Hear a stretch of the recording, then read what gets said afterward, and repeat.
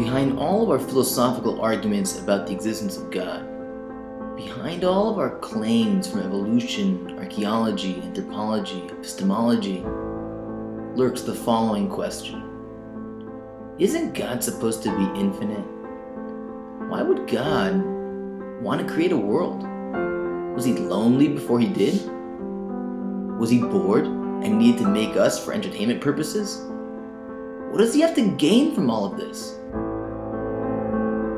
Listen to how the famous physicist Richard Feynman phrases the question. And so altogether, I can't believe the special stories that have been made up about our relationship to the universe at large, because they seem to be too simple, too connected, too local, too provincial. The earth, he came to the earth. One of the aspects of God came to the earth, mind you. And look at what's out there. How can it isn't in proportion. Okay, in a nutshell, if God is infinite, why would he care about us? Forget philosophy for a second. There's two major psychological insights behind this question that I think we should look at before we do anything else. The first insight's about us. Since we don't really know and certainly don't fully believe the greatness that it is to be human, we're always a bit suspicious of any claims that we're special or chosen. It's the Groucho Marx syndrome. I don't want to belong to any club that will accept people like me as a member.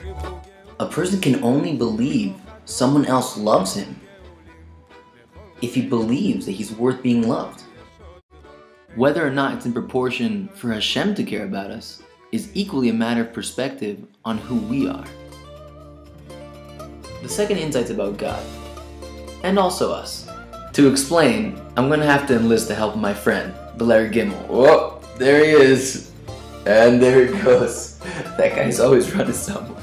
The Talmud explains the letter Gimel is always running because he represents the pure concept of Gomel, as in Gomel Chesed, to give over to another.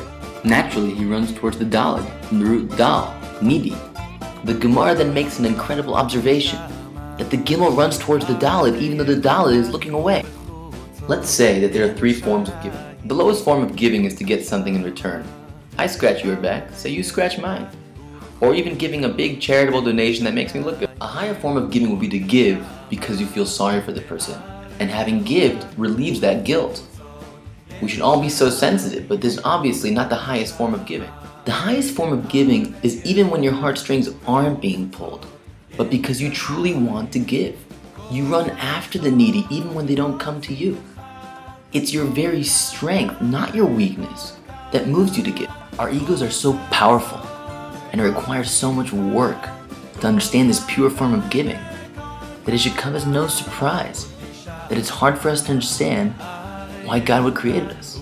We question his motives. Was he lonely? Was he bored?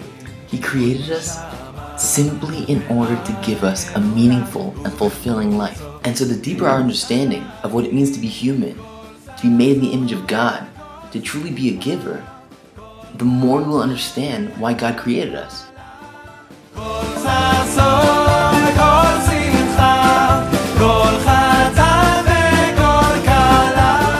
The 10 Commandments carved out by God himself were given to us to be forever placed in the Aron HaKodesh as a testimony to this thing we struggle with so much, that God cares about us. And we remind ourselves every morning with the blessing on Torah, Asher Bachar Banu, you that chose us, Baruch Atah Hashem Noten HaTorah.